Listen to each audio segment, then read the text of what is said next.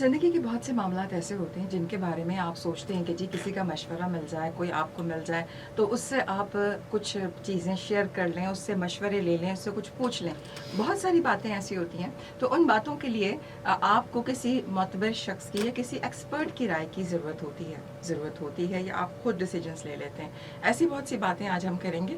बच्चों की तरबियत के लिए लाइफ कोच का किरदार, क्या वालिदैन को लाइफ कोच की खदमात हासिल करनी चाहिए, इस बारे में बात करेंगे। हमारे साथ गेस्ट हैं हिना दिलोसावाला, NLP and hypnosis practitioner.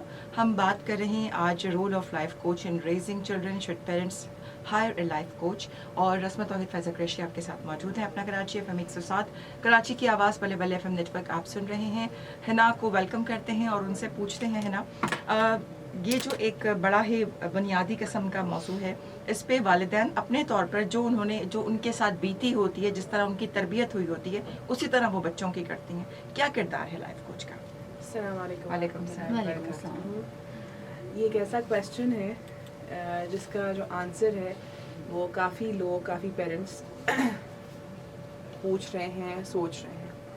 Actually हमने अब तक जो किया वो यही किया कि जैसा हमने अपने पेरेंट्स को हमारी तरबियत करते हुए देखा, हमने एग्जैक्टली सेम उसी पे चलने की कोशिश की और हम में से बहुत से लोग कामयाब भी हुए और नहीं भी। एक्चुअली अब जो हमारा जो एरा है वो इतना जल्दी ग्रेजुअली चेंज हुआ है कि पेरेंट्स को भी समझ नहीं आ रहा कि हुआ क्या। स्पेशली जी कोविड और ये सारा जो ऑनलाइन, ये सारा जो सिस्टम आया है और हमारा समझे पूरा ग्लोबल वर्ल्ड हमारा चेंज हो गया, इंटायरली हम लोग चेंज हो गए। तो इसमें डेफिनेटली पेरेंट्स वो चीज़ कोप अप नहीं कर पा रहे जो कि उनको करना चाहिए, और उनको ये समझ भी नहीं आ रहा कि ये जो गैप है या ये जो मुश्किलात आ रही हैं उसको हम कैसे हैंडल करें। उसमें ये होता है कि वो किसी को जो है हायर भी नहीं करना चाहते, किसी से पूछना भी नहीं चाहते। तो उसमें ये है कि कॉन्फ्लिक्ट्स बढ़ते जा रहे हैं और बच्चे जो हैं आउट ऑफ कंट्रोल ज़्यादा होते जा रहे हैं। ठीक है। अच्छा हिना, ये हमारे यहाँ साइकेट्रिस्ट के पास जाना, किसी से मशवरा करना, पहले तो ये होता था कि जब हमारा ज़माना था तो हम ये देखते थे कि जो फैमिली के बुज़ुर्ग होते थे या बड़े होते थे या उसमें से कोई एक ऐसा फ़र्द होता था जैसे मामू, जैसे चचा, कि कोई भी प्रॉब्लम हुई तो उनसे कह दिया या उनसे शिकायत कर दी, या ये भी कहा जाता था कि हम तुम्हारे वो वाले मामू से शिकायत कर देंगे, और फिर कभी कभी उनसे बैठ के काउंसलिंग भी करवाई जाती थी। कोई एक फैमिली में एक फर्द ऐसा होता था। ठीक है। अब अच्छा, बच्चों को अगर आप इस वक्त के बच्चों को, इस वक्त की जनरेशन को अगर आप ये कह दें कि अच्छा ठीक है मैं उनसे तुम्हारी शिकायत करूंगी या मैं उनसे बात करूंगी कि तुम मेरी बात नहीं सुन रहे हो, तो वो उनके लिए बड़ा अना का मसला बन जाता है, ईगो का मसला बन तो जाता आप हमारी बॉडी शेमिंग करेंगे। हाँ एग्जैक्टली। तो यहाँ पे क्या तरीका कार होना चाहिए? देखिए पहले ये बड़ी आसान बात थी, बच्चे डरते भी थे, वो जो भी पर्सनालिटी होती थी, जो भी रिश्ता होता था उससे डरते भी थे, उसकी रिस्पेक्ट भी करते थे और मान भी जाते थे कि अच्छा ठीक है ओके हम कर रहे हैं, हम ठीक हो जाएंगे या काउंसलिंग के बाद। लेकिन अब बड़ा एक ईगो प्रॉब्लम आ जाती है, बच्चे बड़ा उसको शर्म महसूस करते हैं। अच्छा, इसके जो ना दो पहलू हैं, एक तो बच्चा शर्म महसूस करता है और दूसरा बीइंग अ पेरेंट हमने वो रिस्पेक्ट बनाई भी नहीं होती।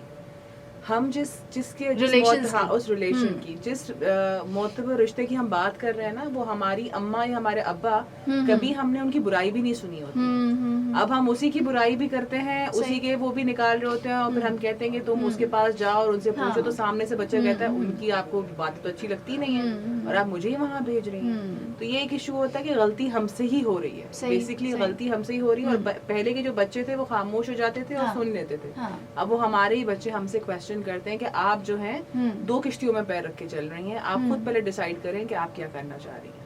ये इशू है। अच्छा हिना, अगर ऐसा नहीं भी होता ना, मैं अगर अपनी ऑब्जर्वेशन की बात करूं, ऐसा नहीं भी होता और कोई हमारे लिए बड़ा काबिल एहतराम होता है और हम बच्चों को भी उसी लाइन पे लेके चल रहे होते हैं कि नहीं ये भाई ये हमारे लिए भी बहुत एक रिस्पेक्टेबल शख्सियत है और आपके लिए भी होनी चाहिए, तो तब भी बच्चे जो हैं वो कहते हैं कि नहीं, हमें बच्चों के अंदर ये दिमाग में बैठ चुका है कि किसी को इजाज़त नहीं है हमारे पर्सनल मामलात में मदाखलत करने की, एक्सेप्ट हमारे पेरेंट्स भी। और दूसरा ये उनके दिमाग में ये बात भी है कि उनको समझ नहीं आएगी, वो समझ नहीं पाते बिकॉज आप जो है, क्योंकि मैं अक्सर कल ही मेरा बेटा मुझे कोई मीम दिखा रहा था, पता नहीं क्या था वो, उसमें यही था कि आखिर वालिदैन हमें कब समझेंगे।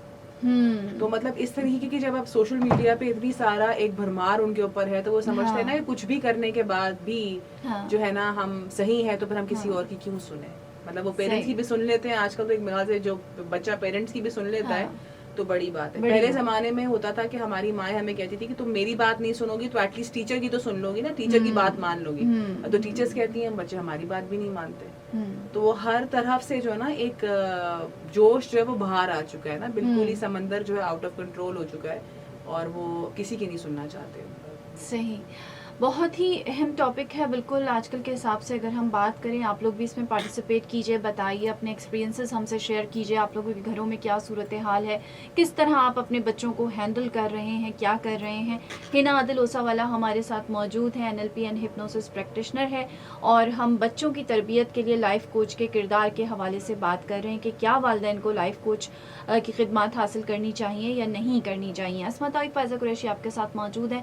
آپ ہمیں کال کر سکتے ہیں 111-111-107 111-111-107.